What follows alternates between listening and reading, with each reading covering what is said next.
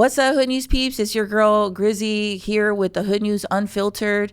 I've got today's guest with me, and this is an honor to have April Aguirre. What's up, April? How are you doing? How are you? Thank you so much Good. for having me. Friends, if you're not familiar with April, like, do you have a Facebook page? Because we got to get you one. We have a Facebook page. Okay. Right now, it's just mostly dedicated to Arlene. Okay. We need to get an April Aguirre page because this woman is amazing, you guys. She advocates for victims. She's using her personal journey that she's experienced with the loss of a child victim, and she lost a niece through violence, and she has advocated. She's helped other families navigate these unknown waters, and course of trying to get justice for a loved one, dealing with the day one to fighting all the way out in court. April is awesome. I mean, she is like a victim's advocate because of the things that she's endured, and she totally has written like literally a handbook to help people. April, tell us about yourself and where you're from and how you came about all of this. We're from Pasadena, Texas. We've always lived a very quiet life. Particularly me, Wendy, and the whole family all have kids, and we just work on raising them, getting them through the week, the day, the month, right? Getting up in the morning, taking kids to school, picking them up, and making sure they're just okay. You know, very normal family. We saw that things were happening around us, but you always think it's not going to happen to you. We realized that crime was starting to get bad, but we never realized how bad, right? It got to the point where I deleted the news media apps off my phone because it was just so bad. I just kept getting shooting, robbery, and jugging. I'm like, what does jugging mean? You know, back in those days. But I didn't want any more bad news. And that sounds so bad now because I wish that we were more involved and aware of our surroundings then than we are now. Now we know where not to go, what not to do. But we almost live in a bubble until that bubble pops, right? So for me, Wendy, Arlene's mom, is the best mom I've ever met. She's a better mom than me. I've witnessed that, and I say the same thing. She's better than me. Yes. This is like an ideal. The Alvarez family are like an ideal family. The mom and the dad and everything like that a kid would wish. Or if you grew up in dysfunction, you would say, oh, I wish I had better parents. These were the better parents. These are the parents you would want, right? Yes. One of the comforts that I have with the passing of Arlene is that Wendy literally gave this baby her all. She had so many life experiences and adventures and beautiful parties, everything was a celebration. Yes. Until the moment that she passed away, they were on their way to dinner, So most women want to go with their man on Valentine's Day. Yes, this was Valentine's 2022. So instead of Wendy just leaving with her man and leaving the kids to her mother or a babysitter or whatever, she always included her children in absolutely everything. Yes. She would never leave anybody behind or put a man before her kids. And, even though that would be okay. Every now and then parents need time alone. But at no point, all of these vacations are Wendy, the kids, and Armando, right? So when you see such a tight-knit family, you think to yourself, I want to be more like that. And she's made me a better mother by her example, because my parties are just a piñata, a cake, and some hot dogs. Her parties were just extravagant for her children. The amount of detail and time that she would invest in them. Any school function, she was there. Anything that the crazy sock day, Wendy's making crazy socks, not just going to Target and buying a pair. This is just a type of mom she hands-on is. Mom, all the way. Yes, they don't have the child's birthday theme. She's gonna create it. She's gonna print it, make it, paint it, right? I'm like, baby, tough luck, pick something else, right? We're just also different. And when going back to what happened that night, they were going out to dinner, Valentine's Day. It's around 7:30, 8 o'clock when they decide to go out to dinner, which is still a very acceptable time. It's a Monday, right? Yeah. It's not a weekend. It's not the time where you consider dangerous or a dangerous hour, nothing like that. What part of town was this? Gulf Gate area, folks. So all the kids are in the car. You have Armando in the front seat driving. You have Wendy on the passenger. She's breastfeeding her newborn baby, Adriel. And then you have Armando Jr. in the back, Goro, and he's behind his father, behind the driver's side, and you have Arlene behind the passenger side where her mother is. Unknown to them, there was a robbery taking place at the ATM. This man walked up to the Earl's family, right, with a gun. So this is a bank. Okay, so meanwhile, this family is going to dinner on Valentine's night, 2022. And meanwhile, there's a robbery in progress at an ATM, a few yards, 100 yards, 500 yards, quite some distance. And what happens? So everybody's unaware of what's going on or what's going to happen. Arlene has headphones in. She's watching something on her phone. I think it was YouTube that she was watching. They have the music on. Yeah. Wendy and Armando are conversating. Yeah. Everything's normal. Nothing out of the ordinary. After this robbery concluded, the guy got away with the lady's purse, which was on the driver's side. The wife was on the driver's side. The husband was on the passenger side at the ATM. The robber takes off with that wallet and runs off out of sight. At that point, the husband hesitates to produce a weapon and confront the robber while he's being actively robbed. Waits until the robber starts running away for him to exit the passenger door and pursue the robber. But for some reason, he stops pursuing the robber and shifts his attention towards our vehicle. So a lot of people have this misconception that he was shooting at the robbery suspect and accidentally shot our vehicle. And that's just not the case, right? We knew that if that was the case, we wouldn't have a case. It would be a genuine accident, right?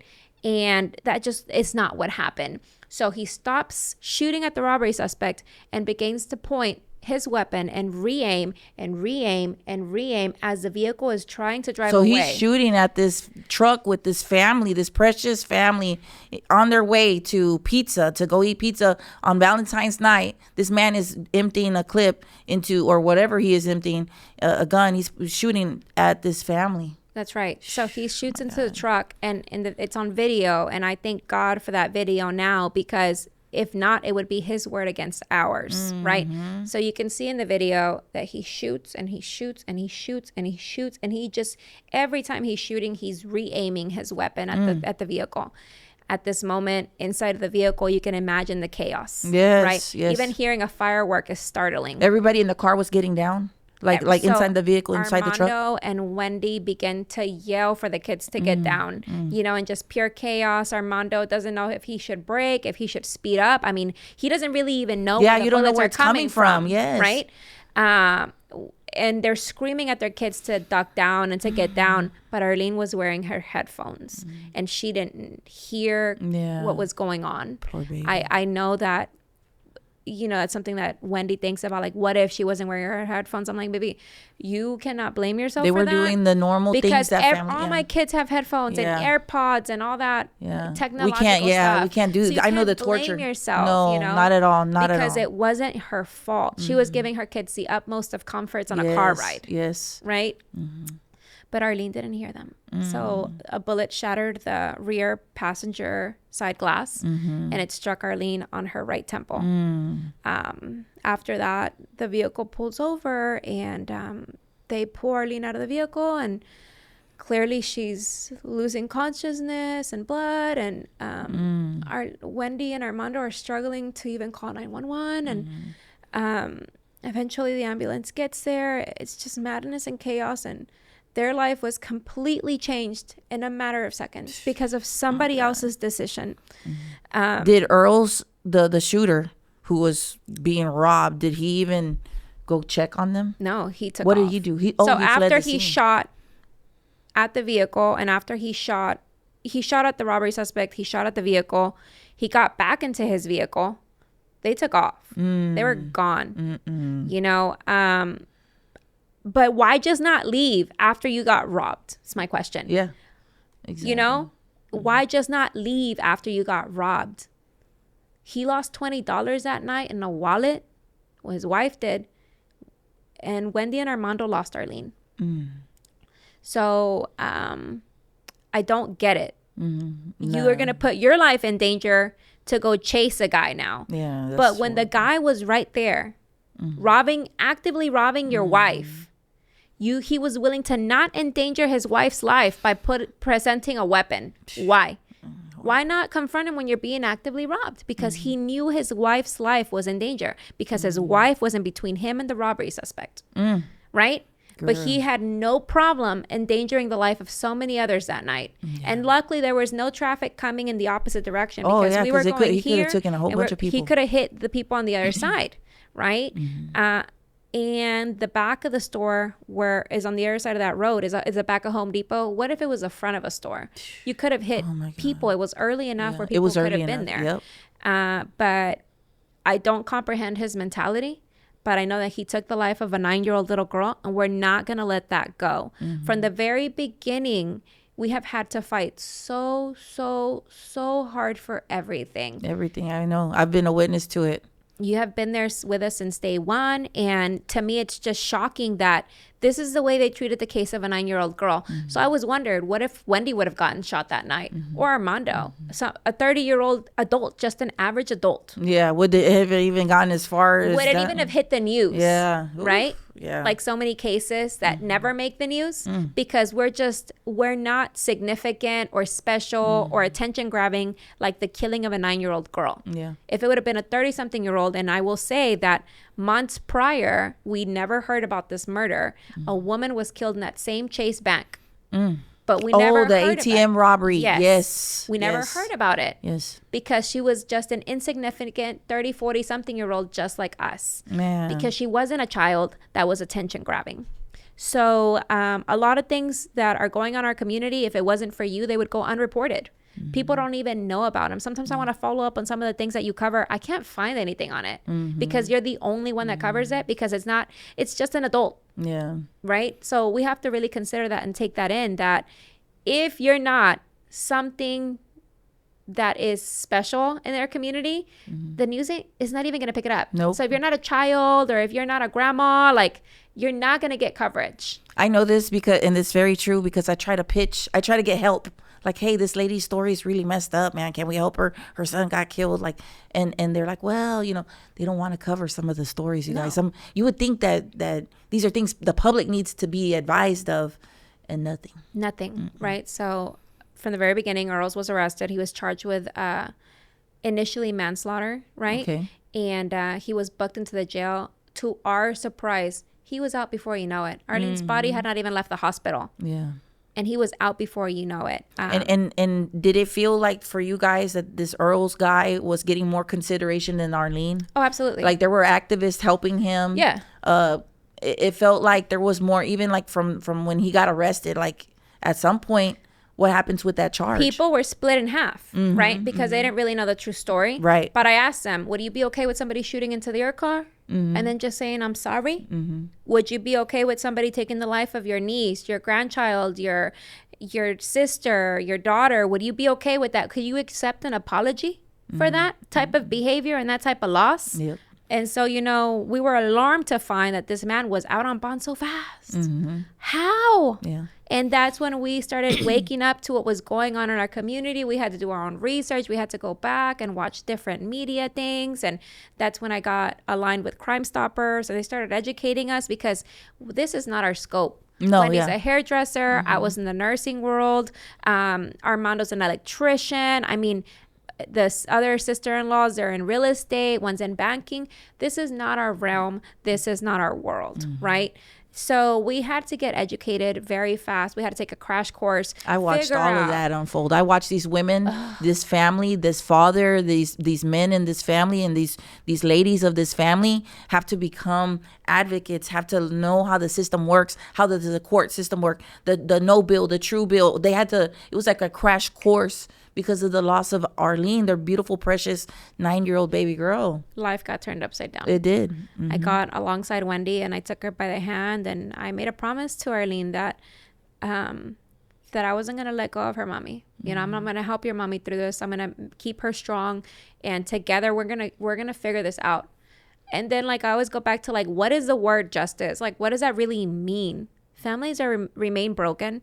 Families don't get back their loved ones. The only thing that they have is a comfort that the individual that caused all that harm doesn't also get to continue living their lives. Exactly. If they get that lucky, if they get fortunate. What happened with Earls? Because didn't something get dropped for him? Yeah. So he goes from getting out on bond, and we start going through the judicial process. We get assigned our prosecutors. They go to present the case before an initial grand jury. Every felony case in Harris County, A grand jury of our peers, our own people. Listen to has this. to go before a grand jury and get charges. And the peers, the individuals in that jury, declined to charge him. Now, what I have always said is that the reason that happened, because we saw the presentation that was going to be given, was because the presentation was very poor. It was very poor. And this is why I advocate to have seasoned, passionate lawyers defending us. Because if you have lawyers that are just there for a paycheck, that are overworked, that have hundreds of cases, what makes you think they're going to adequately represent you? No, not at all. Right? They're not. And there was a lot of back and forth. But even after that huge loss of them completely saying, no, him killing that 9-year-old little girl in her vehicle within arm's reach of her parents is justified, we couldn't accept it. No. There's no way. Now this family geared up and started going to war, you guys. Listen to this. We said, hell no. No, this is not, we're not going to accept this as an answer, right? And we've never seen it happen.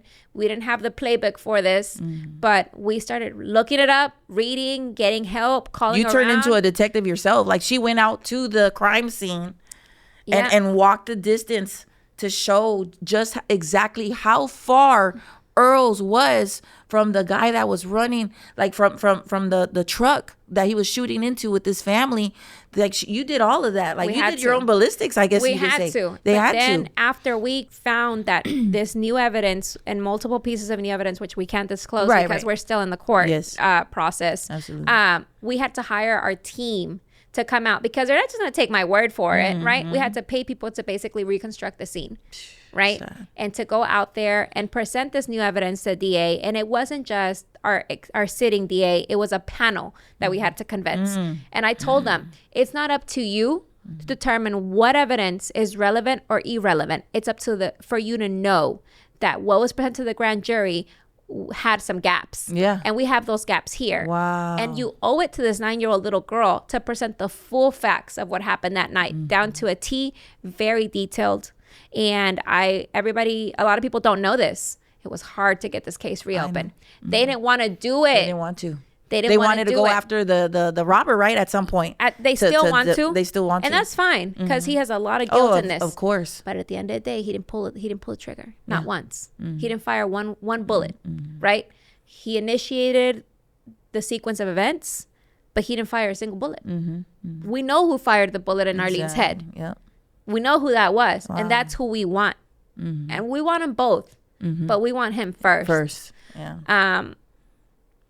So for us, we had to wait, and we had to stay quiet, and it was so hard because we wanted to bash them so bad for the way they did us dirty, you know?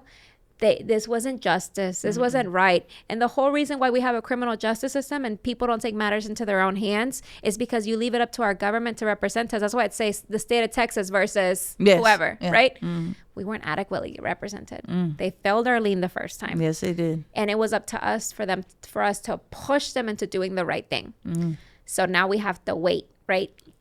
We wait. They finally give us a green light that it's going to be reopened. They're bringing in this special prosecutor, and he works in many different counties, and he takes all of our evidence that we give him, and he basically vets the evidence and says, yeah, this is credible. Yes, this wasn't presented to the grand jury, right? Once he determines that, yeah, it's warranted to reopen the case, he gets to work. And we were ecstatic. But from the very beginning, we didn't know if they would reopen it or not. We just knew that they were giving us a chance. It took getting an independent person to come in. And that, I know that there was excitement. I mean, despite all this tragedy, you guys are like, yes, you know, you feel it, like, okay, we're almost there, man. You feel it in your bones. Yes. And you get the momentum to keep fighting every That's got to be exhausting. How had all of these things changed your life? I've aged so much. I've aged so much. I don't sleep well. Yeah. Ever since I met you, it's like you're always go. Calls from the DA, people, this, that. And you're then constantly. There's so much need out there. It is. There's so many people with need that come to us for help, and we try to help as many people as we can. But at the end of the day, I'm just a mom. I still have laundry to do. I still have dishes to wash. I still have dinner to make. I just still have kids to pick up from school and drop off, and I still have a family to raise. But we gotta make it happen. So, you know, back to Arlene, her death was the result of criminals running loose. Yes. Because at the end of the day, if that robbery wouldn't have taken place, then that man wouldn't have shot into our car, right? So it's a trickle-down effect. So we want adequate services. And one of the basic core services that we should demand from our government is safety. We don't have that. They want to be painting pictures and murals, and they want to be planting trees. Oh, man. Yeah, I know. And I want you to know, I've put in requests to find out where the hell those baby trees are, because they spent millions on them. I don't see no baby trees around Houston. I want to know where all the lights are at, because I'm driving down 288, and where's the lights? Where's the lights? Trees? Yeah, where's the light? You know, if you're going to be spending money and you're going to call it safety, I want to see it. When you have a crumbling jail, when you have years and years of backlog in our district attorney's office and the courthouse, right? So you can have a murder suspect to be out and about for 3-4 years before he faces trial. That's a problem. That's a real problem. Evidence get lost. People die. Witnesses move. They Witnesses get extorted. Don't want to cooperate anymore. They get extorted. They get threatened. So everything right now is a perfect storm to benefit the criminal. And even for the criminal, it's not a thing. Is if they're sitting in jail waiting for their fate. Yeah. For those that want to spin it that way. Yeah. It's not fair to anybody. It's bad for all. It's bad for all. And there's something in the Constitution called a speedy trial. And as much as we want to sit here and scream and yell about the bond situation that's also in the Constitution, nobody's screaming and yelling about the speedy trial, because those activist groups don't want these people to be prosecuted. So they don't yell about that. No. They don't say nothing about that. No, and the speedy trial is beneficial for victims and defendants, because what if they are innocent? You have the right to a speedy trial. They say that. Yep. But they sit here and they scream and shout about the bonds, and they want them out on bond, but they don't want them to get prosecuted that fast. Damn. So, you know, I'm veering and I apologize, but no, it's at good, the end of the day, say what you got to say, because you're living it. All of this comes back down to what happened to Arlene, and we can't ignore it. We can't take a blind eye to it. It's a big picture approach. So we get the news that the grand jury decides to indict him on murder. Wow. How many years had it been, like, from that? Like 2 years had already passed, right? It had been 2 years after the murder. We had to remain calm. We had to be intelligent. We had to fight this in a strategic way, right? A lot of the times I had to scream in the car because I knew that I couldn't scream at them, because then at that point, they don't take you seriously anymore, right? You start screaming and shouting and cussing like we want to. You're no longer taking like seriously. Grizzy does. Yeah, no, don't do they that. They don't take you seriously. And then guess what? If you try to testify before like commissioner's court, you start acting how you feel. You can't go back in there. Yeah. You can't testify again. City council, same thing. Yeah. You gotta play with these people on their game, and you gotta beat them at their own game. And the only way that happens is by being more intelligent and having a plan. But here we are. It was announced that he was facing a murder charge, and there's no question. He murdered Arlene that night. He shot into our vehicle. He can come out with a million reasons why he did it. I don't give a damn. He shot into the vehicle intentionally, purposely re-aimed his weapon as the vehicle was driving from far away, not up close. No room for confusion. Just kept on shooting and shooting and shooting. I don't give a your reasonings. I really don't. You did it, and you need to own that bullet that you shot, because you took something so valuable from Wendy and Armando. Yes. And we'll never get it back. No. Wendy can have 10 more babies. They will never replace Arlene. No. And that's what people don't understand. Like, the loss never goes away. No, there's no closure. These families do not get closure ever. Even if somebody's rotting away in prison, the word closure, I hate it. When people bring it up. It does not exist, you guys. So then we get the great news that he's been indicted for murder. Oh, man. And we're just ecstatic because we get this real opportunity, and all we want is to see somebody fight for her in public, not in secrecy like the grand jury, right? Put all the facts out there, and whatever the jury decides, we're gonna have peace with. Yeah. But was he in custody already, or what was that like? Okay, so he was charged. He was charged. Did you guys know where he was at? We had no idea where he was. Okay. But then we came to find out that this guy had also had a warrant out for his arrest because he held a gun to his nephew's head. Yes. In daylight. Aggravated assault with a deadly weapon. And it was caught on video.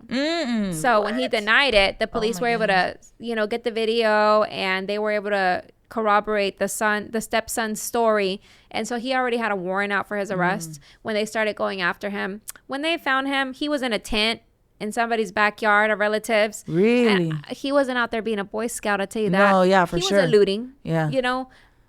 We were at the Crime Stoppers building when the picture was just released.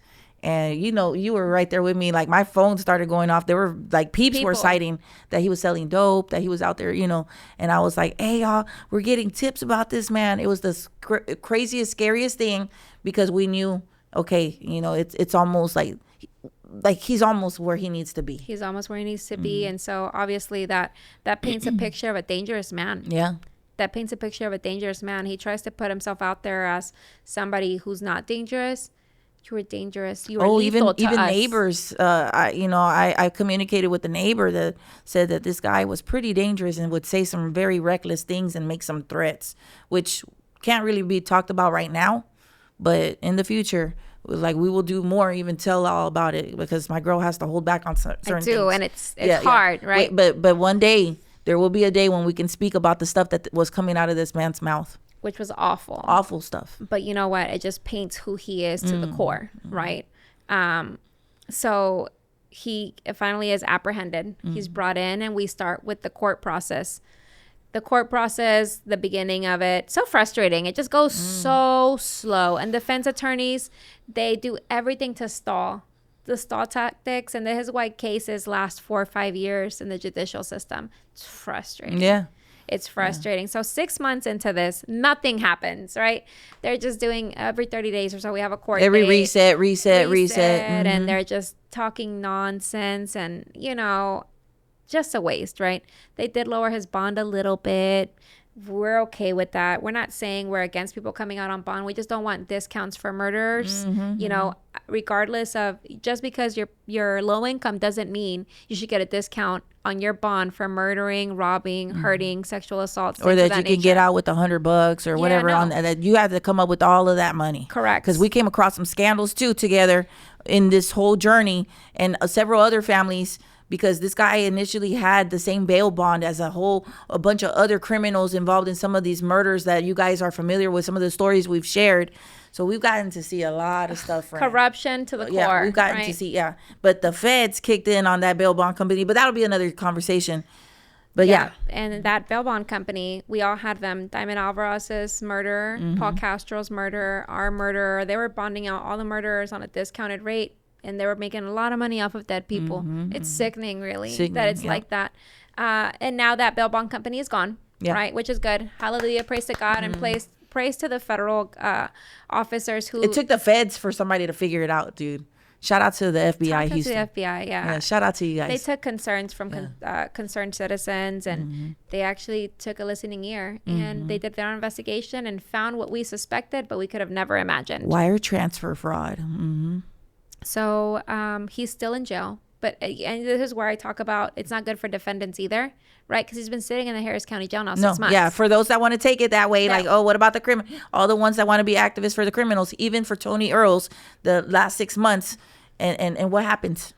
So now our judge just abruptly last month says, I recuse myself. And that's just a fancy word for saying, I'm no longer going to be your judge. There's a conflict of interest, right? Yes. Do we ever find out what that was? Legally, she's not bound to tell us. Okay. So well, we saw some Facebook posts. They've said some things. We'll never know. She doesn't have to tell us. But why waste our time? Yes, even So for now Tony Earls, for those that will, everybody. for everybody, like the criminal, the way the criminal justice system works, you should have Why said something waste our sooner. time? Why do that to the family? All the parking, the going up there, the Yes. morale, you know, having The to go anxiety. face this, the anxiety. Even that man sitting there rotting in jail, like that. Even him. It's tough for everybody involved. Everybody. Mm-hmm. So now we have a new judge. This new judge is not playing. Oh, right? okay. He's from the 182nd. His name is Daniel. And I don't want to say his last name because I'm going to butcher it. Okay. But y'all can look him up. And he basically said, look, we're going to set this for December. And I want to start trial. Okay. ASAP. So y'all have all these months to get yourself together. I don't want to come back here in December and say, oh, I'm missing this, this, and this, and this is why we can't start trial. Now his lead defense attorney is going on maternity leave.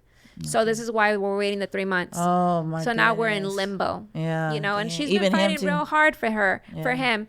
And I just, you know, I wonder for her, she'd be okay with forgiving somebody shooting into her car and taking her daughter's life or son's. You're just okay because it's not one of yours. Right? So this case remains in limbo right now. We're waiting. It's a waiting game. My gosh, right. And it's so hard. But there is a little bit of comfort that the person that killed her, that killed Arlene, is not living his life because he doesn't deserve to. He doesn't deserve to be out here and be living and be going through the motions of life because Arlene is in a casket as we speak in the ground. Right? So it sucks that he's in jail, but he still has life. Arlene doesn't. She that was taken away from her in that very instant when he decided to shoot into the vehicle. So we wait. Yeah. And we're waiting and we're being patient. But alongside that, we've decided to help others because so many people need help. There's so much assistance and social groups for criminals, but there's very little out there for victims. Yeah.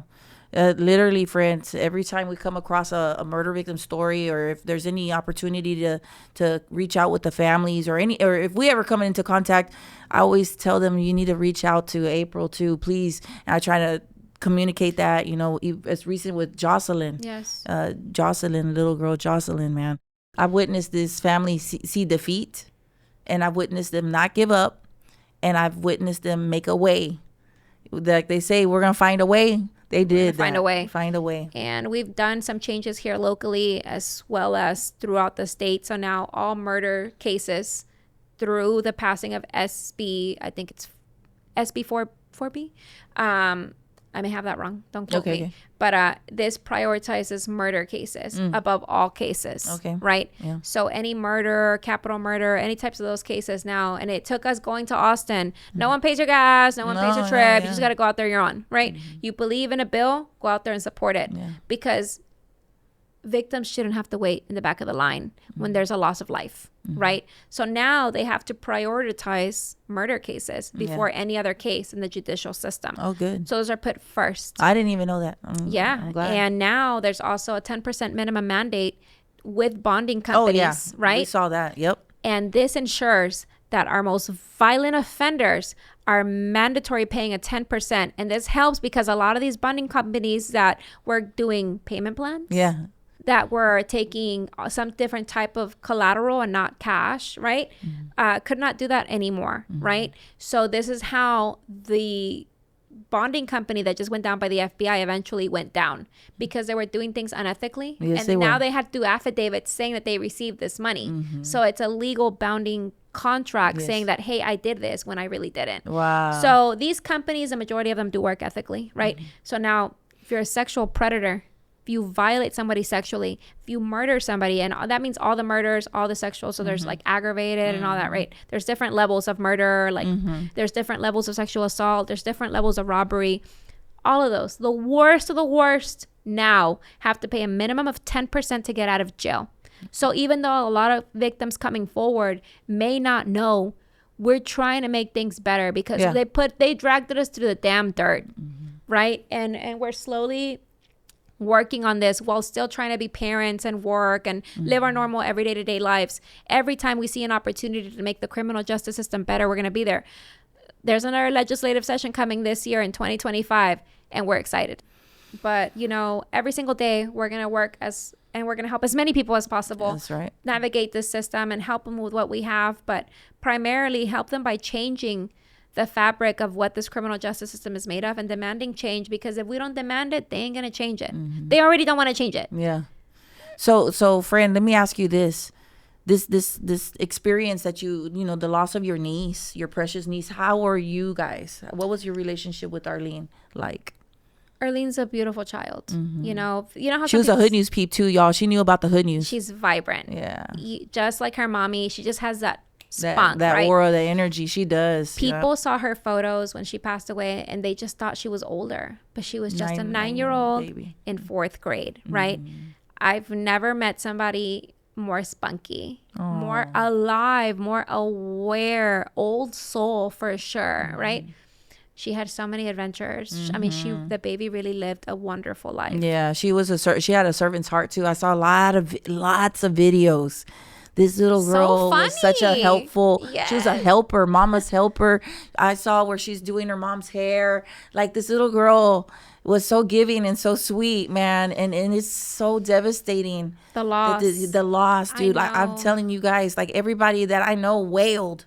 Like, these tears when you saw this little girl, when you got to see her essence. I met Wendy and she told me, yeah, Grizzy, she knew about the Hood News. Like, she'd be like, hey, send that video, mommy, to the Hood News lady, to the Grizzy. And I'm like, wow, man, friend, this forever shaped your life. Yeah. Like, you were a nurse. It changed our path. You were a nurse. And what are you trying to do now? So I graduate from U of H this fall. I got my bachelor's in criminal justice. Wow. And I got to tell everybody, like, you can't just walk the walk. You can't just talk the talk. You got to walk the walk. Like, you got to get educated on things that you're passionate about, right? And in January 2025, I'm starting law school. I just feel like they don't take us seriously because we're not on their education level. So I want to grow so much to the point where they can never shut me up. Man, friends, this is like, to watch my friend go through this journey, because you're my friend, like to see my girl get the strength from something so ugly, you know, and find that something, like, just to keep going, dude. Like, your story is incredible. Your family, y'all are incredible. Arlene was incredible. And I'm so proud of you, friend, because you just, like, you're doing it, April. Like, you're out here really, like, fighting a fight where I meet like I always say, I always talk to victims' families. Some just want to go off, and I said, no, you got to fight. I hate that you're feeling this way, but you got to get that fight. You got to get that emotion and use it to fight. You guys are the example I always give. I'm like, hey, you know, don't feel defeated. There's a mom out there that cried for many months for her daughter who was hit by a hit and run driver. And I told her, no, friend, you should have been fighting. Like, but now it's almost kind of too late kind of thing. But she's got the fight. So maybe we can, you know, help her too. But we see this a lot where the families just want to go away. Like, you guys were like fighters from the beginning to now, forever. They're going to fight. Even after whatever happens with Earls, they're always going to fight, because that's what's become of them. They become fighters. We have to. And I got to tell you that it's because they can't do it for themselves anymore. Right. And we have to be stronger than being able to just mourn. And I can tell you that Wendy and Armando, I don't even think have begun to mourn their daughter. No. Because they've been fighting since day one. Yep. But they know that they have the rest of their lives to grieve and to mourn her.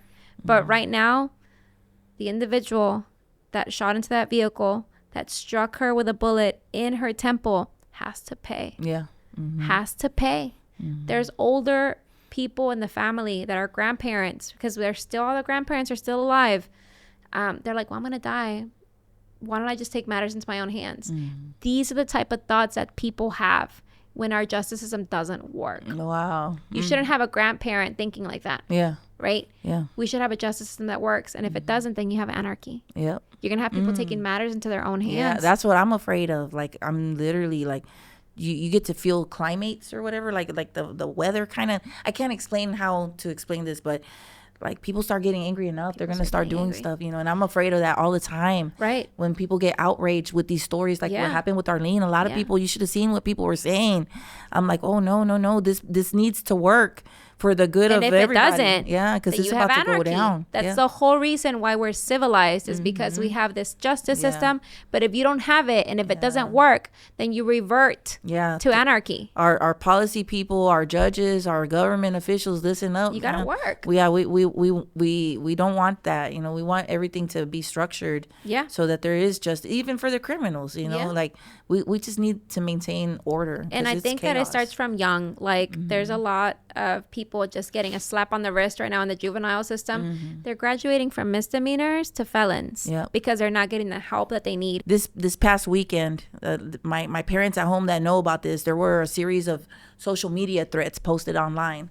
I just found out today that through the parents sending me emails and communicating with me, that an 11-year-old was arrested for like, I guess, sharing the threats for one particular school, but the reach of his post went everywhere from Dayton to Lake Jackson, all over the place. We got to stop putting Band-Aids on bad deeds, dude. Like, we got to get better. Bad people come in every age. 11 years old. Yes, that individual could graduate from making threats online to actually taking out on a threat. And then you'd have a situation like we just had in Georgia, where people are going to be like, oh my God, he was so young and he still killed people. These criminals are killing people younger and younger. We saw that 13-year-old kill somebody there in a robbery. I mean, these people, they're younger and younger, the criminals, and it's sad. Yeah. We just had that little 13-year-old robbed for a golf cart. That's the one. Yeah, that's the one. Yeah, innocent man who would give back to the kids. He was planning a school back to school drive for those same group of kids, that same age range, man. And yeah, we got to put it into it. So as parents, don't think your kid's too young to be doing some of this stuff. No, they're doing it. You need to keep an eye on them to protect them. It's our job to be parents. I'm a helicopter mom. I'm going through their stuff on a weekly basis. I'm like, what's going on? What did he just say to my daughter? You know, I mostly just find gossip. What did he say about me? Oh, my mom, you know, she screams a lot. You know what I mean? Like venting to friends, but I'm keeping an eye out. Right. And you got to keep an eye out, because with these devices, with phones, it's like giving them a weapon. Everybody has access to your kids. They're going to be influenced by what they see on social media, or what they see on any type of social media that they're on, right? Even if it's World Star. I mean, there's all kinds of things that these kids have access to. So even if you think you're racing them well, the internet may be racing them in a different direction. Yeah, the people they look up to, you would be shocked. You would be disgusted. You would be, some of the people that these kids are looking up to. And we're paying for that Wi-Fi, and we're paying for the phone, right? And we're buying the phones. But that comes with a sense of responsibility. Yeah, and they're deceiving the kids. They're showing something that's not. No. They don't show that they live in a gated community. Right. These rappers, they don't show that they got 401k. They don't show that, you know, that they're paying for their kids' college. And they're investing in stocks and all this. They don't show all that. They show like, oh, I'm in the streets. That's and all thug this life. Yeah, and that's not true. That's not true. Thug life is not it. But it all comes back to the responsibility of the parents. And when they're under 18 years old, there's no privacy, baby. Even if they're 18 plus, you're paying for that phone. That's your phone. They're under your roof. They're your responsibility. You know, so keep an eye on your children. If you care for them, you don't want to see them locked up. You gotta keep an eye on them. Friend, I want to thank you so much for stopping by today. It means everything to me. And where can they follow your journey for Arlene? So I'm active on Twitter. It's April Aguirre, Texas. Unfortunately, Facebook takes down the majority of my stuff because of their censoring, right? So you can't even say gun on Facebook without them. I know. I love freaking out, yes, right? I deal with that. So I'm on Twitter. I'm not really too big on social media, right? Whatever gets out there is because other people put it out. I don't like to put the attention necessarily on myself, because it takes away from what we're doing, right? However, I'm trying to get better at it. You inspire people, friend. She inspires me. I look up to April so much. Like, you inspire me. I'm like, damn, I wish I had her skill set to talk, because I'm primitive, friends. Y'all love me because I'm crazy, but this woman is so bright and smart and intelligent. Like, friend, I haven't told a lot of people this, but I'm going back to school. I got to do it. I got to go back to school to get some kind of journalism classes, just to better myself, to offer more to the Hood News peeps, because we deserve it. We deserve to be able to be more powerful. That's what I'm talking about. Yes. You see that? Yes. You're never done growing. You're never done learning. It's never too late. We're in our 30s. We're figuring out life. Yes. Just because you're doing one path doesn't mean you have to stop there. Yeah, I just want more power. We need more power. Yeah. Because the wrong people have power. They do. And the only thing that differentiates me and them Well, aside from money, is education. Education. That's it. What do we say? We got to bridge those educational gaps. But you know what? The reason you're so much more popular than these people with that education, with that certificate, is because you're real. Hey. You know, and we need more real people in office. We do, man. Not these people that have always grown up in these weird situations where they don't even believe that I want happens. you to run for something, and I tell everybody, I want you to run. I will vote for you. I will publicly tell everybody, hey, I'm voting for April because I've seen her from the ground up, and you've got to respect that. You cannot duplicate what this woman is. She's amazing. And I always tell everybody, hey, get your kids to be who we vote for in the future. And we need people to run for spots too, because there are so many judge seats that go uncontended. So. And uncontended is a fancy word for saying unchallenged. So they don't have a challenger. Yeah, we need challengers. Nobody wants to run for office because they don't pay well. That's why it makes it hard. However, I know that when I become an attorney, I can make more money out in the real world.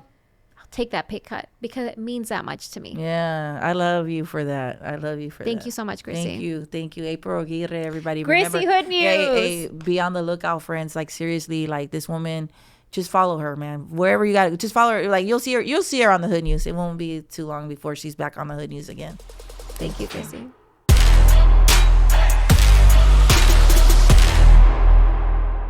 Hey, what's up with it, Hood News peeps? I'm here with Mattress Mac for the Mattress Mac. Come on down, folks. How you doing, Mattress Mac? I'm getting better, Grizzy. My leg's getting better, and I'm ready to say, come on down to these hoodlums. Yes, and we got plenty in store for you today. So we're at Burger King today, and this fight broke out, but it was a disgruntled customer who could not communicate with the juvenile worker. He went around the counter and tried to lay hands on the worker because of an order that did not come out correct. And he lost his temper. And what do you have to say about that, Mattress Mac? I say there's bigger things to argue about than a hamburger with too much cheese on it. Chill out and get over it. Fighting is not a good option in this day and age. What you ought to do is say, Mr. Whataburger, can I have another burger because this one's not right? And they would say, sure, I'll take care of you. Instead, coming in there and fighting like a 6-year-old child is ridiculous.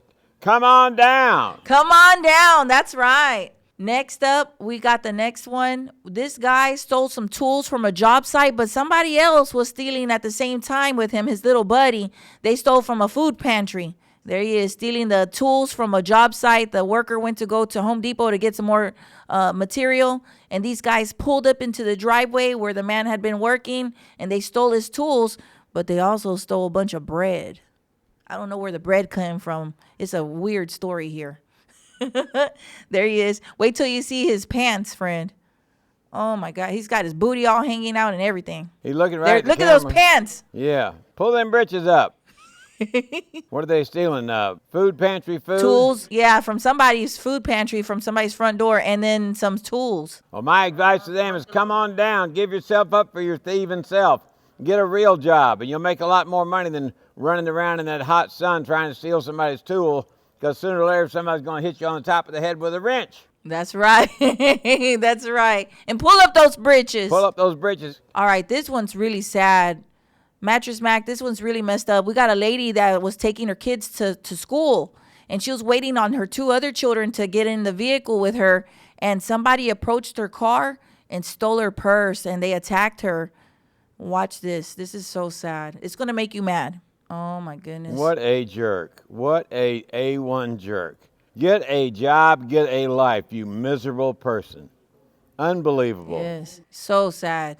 So, yeah, he left the lady bruised up. He attacked her, went up to her vehicle. She let her guard down, unfortunately, but this is such a sad time that we're in. You can't even leave a door open. They ought to put him in jail and throw the keys away. Attacking an innocent mother and her child. It doesn't get any lower than that, Grizzy. Yeah, with a little baby present. Yep.